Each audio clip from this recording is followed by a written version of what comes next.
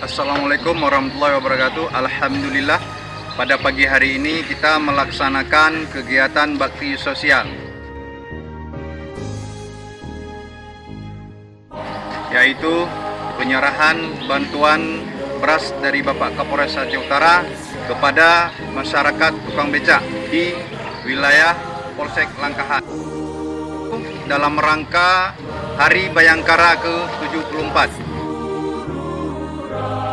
Terima kasih kepada Bapak Kapolres Aceh Utara yang telah memberikan bantuan kepada kami melalui Kapolsek Langkahan dalam rangka Hari Bayangkara ke-74. Semoga ini menjadi amal ibadah dan dapat bermanfaat kepada masyarakat. Sekian, terima kasih.